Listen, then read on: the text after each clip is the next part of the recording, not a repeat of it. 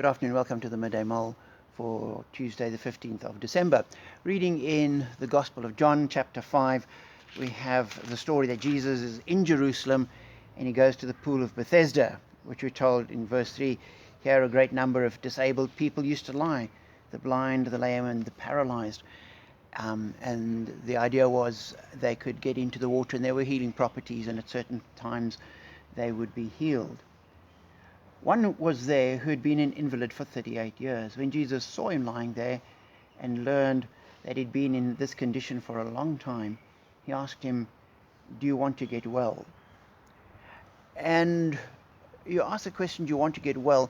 The answer is yes or no. One would assume it would be yes if you've been an invalid for 38 years. You're at this pool of healing. So do you want? Yes, that's what I'm here for. Do you want to get well? Yes, I do.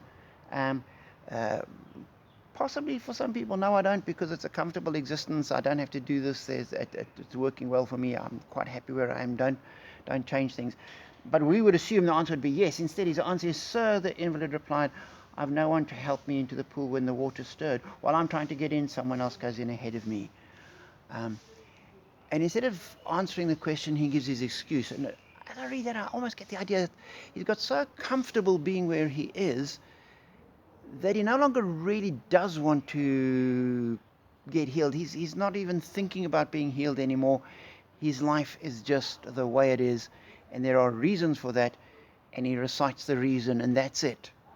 And sometimes I wonder if we don't end up in the same position, that we lose our motivation, we lose the desire to move and to change and to grow and be different. We end up being not in a good position, but we're content with where we are, and so we stay where we are.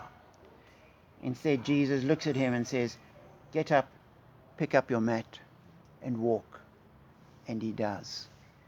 And Jesus comes to us where we are with those same words: get up, pick up your mat, and go. We need to continually be challenged by Jesus to go.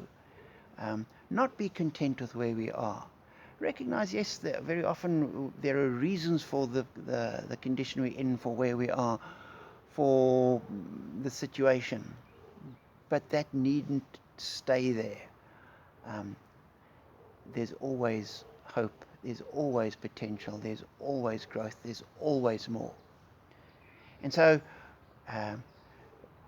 may you know that challenge in your life, to go further, to not be content with the position you're in, and to hear Jesus' voice to you: get up, pick up your mat, and walk.